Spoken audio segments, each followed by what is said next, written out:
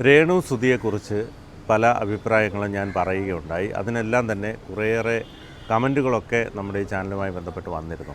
പക്ഷേ ഈ രേണു സുധിയെ സംബന്ധിച്ചിടത്തോളം ഞാൻ പറഞ്ഞത് ഒരു മോശമായ രീതിയിലുള്ള ഒരു കാര്യവും ഞാൻ പറഞ്ഞിട്ടില്ല. കാരണം രേണു സുധി ഒരു രോഗത്തോട് മല്ലിടുകയാണ്. കാരണം രേണു സുധിയെ സംബന്ധിച്ചിടത്തോളം കൊല്ലം സുധിയുടെ മരണശേഷമാണ് രേണു സുധി കൂടുതൽ പേരിലേക്ക് എത്തുന്നത്. കാരണം ഇത്തരത്തിലുള്ള ആൽബങ്ങളും റീൽസും അതുപോലെ തന്നെ മോഹൻലാൽ ഉള്ള നേതൃത്വം കൊടുത്ത ബിഗ് ബോസ് എന്ന പരിപാടിയിലൂടെയാണ് രേണു സുധി ഇത്രയധികം മലയാളികൾക്ക് സുപരിചിതയായത്.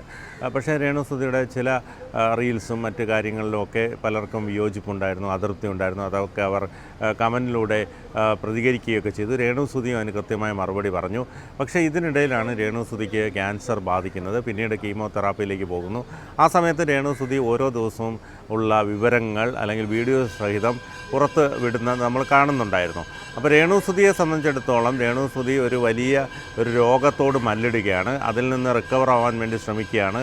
അതിൽ നിന്ന് അവർ മോചിതരായി വരണം എന്നാണ് എല്ലാവരും ആഗ്രഹിക്കുന്നത്.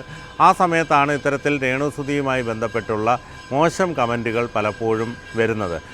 കാരണം അവരുടെ മകൻ്റെ കാര്യത്തിൽ അല്ലെങ്കിൽ അവരുടെ ചേച്ചിയുമായി ബന്ധപ്പെട്ടുള്ള കാര്യത്തിൽ അവരുടെ കുടുംബവുമായി ബന്ധപ്പെട്ടുള്ള കാര്യങ്ങളിലൊക്കെ തന്നെ അവർ ഏറെ അധികം ഉത്കണ്ഠ ഉള്ള രൂപത്തിലിരിക്കുകയാണ്. കാരണം പ്രത്യേകിച്ച് കീമോ പോലുള്ള ഒരവസ്ഥയിലൂടെ കടന്നു പോകുമ്പോൾ ഒരു രോഗി അനുഭവിക്കുന്ന മാനസികവും ശാരീരികവുമായുള്ള പ്രത്യാഘാതങ്ങൾ നേരിട്ടുകൊണ്ടിരിക്കുകയാണ് രേണു സുധി. അപ്പോൾ സ്വാഭാവികമായും അവർ അതുമായി ബന്ധപ്പെട്ട് അവർ ഈ ഇത്തരത്തിൽ റീൽസിലൂടെയും അല്ലെങ്കിൽ അവർ എപ്പോഴും വീഡിയോയിലൂടെ പ്രത്യക്ഷപ്പെടുന്ന ഒരു യുവതിയാണ്. അപ്പോൾ സ്വാഭാവികമായിട്ട് അവർക്ക് അവരുടെ സ്വാതന്ത്ര്യമുണ്ട്. പക്ഷേ അതിനെല്ലാം കയറിയിട്ട് കമൻറ്റ് ചെയ്യുക, മോശം കമൻറ്റുകൾ പറയുക, അല്ലെങ്കിൽ അവർക്ക് രോഗമില്ല, ഇതൊക്കെ അഭിനയമാണ് എന്നൊക്കെ പറഞ്ഞുകൊണ്ട് പലരും അവർക്ക് പിന്നാലെ കമൻറ്റുമായി രംഗത്തെത്തുന്നതൊക്കെ നമ്മൾ കണ്ടു. പക്ഷേ നമ്മൾ ഈ പറഞ്ഞ പോലെ ഞാൻ കഴിഞ്ഞ ഒരു വീഡിയോയിൽ പറഞ്ഞത് അവരെ വെറുതെ വിടുക, അവർ ഇഷ്ടമുള്ളത് ചെയ്യട്ടെ. ഇപ്പോൾ താല്പര്യമില്ലാത്തവർക്ക് കാണാതിരിക്കാൻ, അത് സ്കിപ്പ് ചെയ്യാനുള്ള ഒരുപാട് മാർഗ്ഗങ്ങൾ നമുക്ക് മുന്നിലുണ്ട്.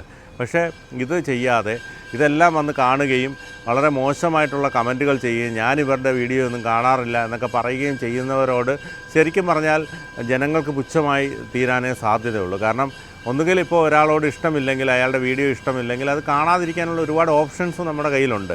കാരണം ഇതിൻ്റെ നോട്ടിഫിക്കേഷൻ വരുമ്പോൾ തന്നെ നമ്മളത് സ്കിപ്പ് ചെയ്ത് വിട്ടാൽ മതി.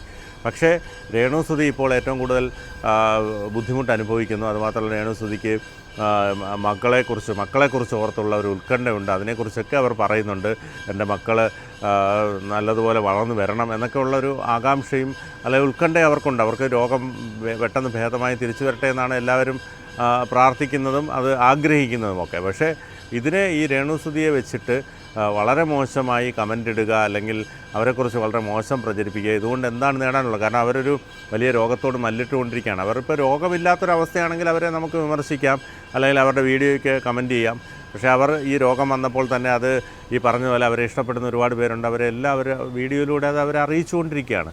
പക്ഷേ അതിനെല്ലാം വളരെ മോശമായി കാണുന്ന ഒരു പ്രവണത ഈ ഇത്തരത്തിൽ പലർക്കും ഉണ്ട്. പക്ഷേ ആ ഒരു പ്രവണതയിൽ നിന്ന് എല്ലാവരും പിന്മാറണമെന്നാണ് എല്ലാവരും തന്നെ ആഗ്രഹിക്കുന്നത്. അവർ പെട്ടെന്ന് രോഗം ഭേദമായി തിരിച്ചു വരട്ടെ എന്നാണ് എല്ലാവരുടെയും പ്രാർത്ഥന.